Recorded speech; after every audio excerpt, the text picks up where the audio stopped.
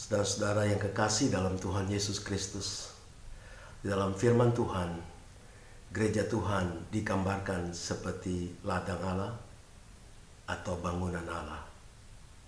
Pada waktu jemaat Korintus timbul perselisihan dan iri hati, dan mereka berkata mereka dari golongan Paulus dan dari golongan Apolos.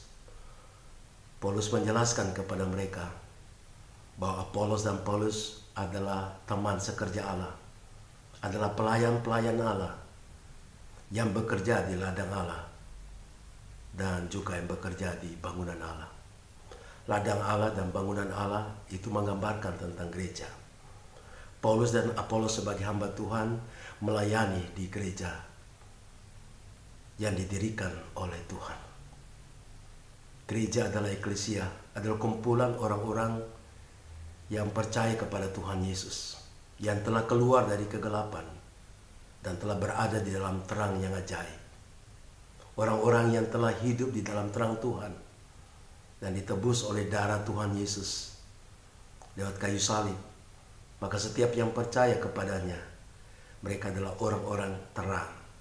Mereka berada di dalam satu kerajaan yang baru secara rohani, yaitu kerajaan Allah. Yesus Kristus datang ke dalam dunia untuk mendirikan kerajaan Allah di muka bumi ini. Dan warga kerajaan Allah itu adalah saudara dan saya. Kita bisa masuk dalam kerajaan Allah di muka bumi ini oleh karena Yesus Kristus. Karena Dia telah menyelamatkan saudara dengan penebusan melalui darahnya sendiri. Karena itu saudara-saudaraku, kita adalah gereja Tuhan secara rohani. Kita adalah kumpulan orang-orang yang percaya kepada Tuhan Yesus.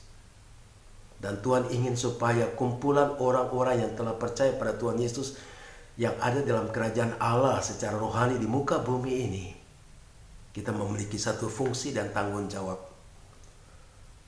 untuk menjadikan kerajaan Allah ini menjadi kerajaan Allah yang menerangi, yang menggarami, supaya banyak orang bisa ikut terlibat di dalam kerajaan Allah. Karena itu saudara-saudaraku yang kekasih dalam Tuhan Yesus, kita adalah gereja. Kita adalah anggota tubuh Kristus. Anggota tubuh Kristus. Dan Yesus Kristus adalah kepala. Kita diikat oleh satu kesatuan rohani. Itu Yesus adalah kepala gereja. Dan saudara ada anggota-anggota gereja. Yesus Kristus adalah Raja dan Tuhan di dalam hidup saudara dan saya. Dan kita adalah bagian di dalam anggota tubuh Kristus. Karena itu saudara, jangan lupa bahwa jangan kita menyakiti anggota-anggota tubuh kita yang lain. Tidak mungkin tangan saya yang kanan ini menyakiti tangan saya yang kiri. Pasti mereka saling melengkapi, saling menolong, saling bersinergi, dan memiliki satu kehendak yang sama. Mata tidak mungkin mau memandang ke depan dan yang satu lagi mau memandang ke belakang. Mereka dua mata ini harus bersinergi untuk memfokuskan. Kalau mau menoleh ke samping, dua-dua mata bekerja bersama. Itulah anggota tubuh. Anggota tubuh harus bersinergi bersama-sama untuk membangun satu tujuan yang sama. Karena itu saudara-saudara, iblis tidak ingin kesatuan tubuh Kristus ini. Iblis ingin memecah-mecahkan kesatuan tubuh Kristus. Dan strategi iblis untuk menghancurkan. Bisa iblis memakai saudara. Atau memakai cara lain untuk menghancurkan tubuh Kristus yang dibangun oleh Tuhan sendiri. Karena itu saudara-saudara, marilah kita menjaga keutuhan akan tubuh Kristus. Kita saling memperhatikan, saling menasihati, saling mensupport. Dan marilah membangun tubuh Kristus ini dengan talenta dan karunia yang kita miliki. Kalau karunia untuk melayani, marilah kita melayani. Kalau karunia untuk bernubuat, mari kita lakukan karunia untuk bernubuat. Kalau karunia untuk berkhotbah, mari kita lakukanlah itu sungguh-sungguh. Supaya tubuh Kristus ini menjadi lebih kokoh dan lebih kuat. Jangan saling menyakiti satu sama lain.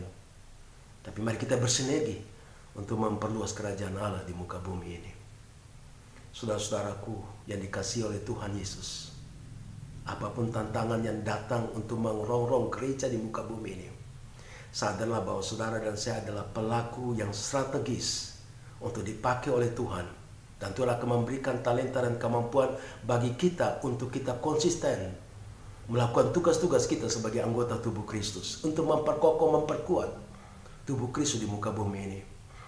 Karena pada awalnya Tuhan Yesus telah mendirikan gereja, menyatukan anggota-anggota tubuh Kristus dengan membayar dengan mahal dengan darahnya.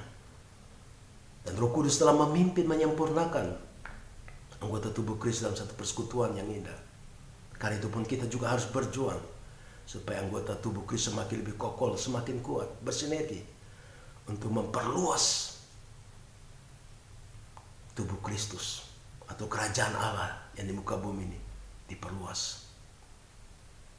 Mari saudara-saudaraku yang dikasihi Tuhan, mari kita sungguh-sungguh berjalan sesuai dengan talenta dan karunia yang Tuhan beri kepada kita untuk memperluas kerajaan Allah di muka bumi ini. Kiranya Tuhan Yesus memberkati kita sekalian. Salam.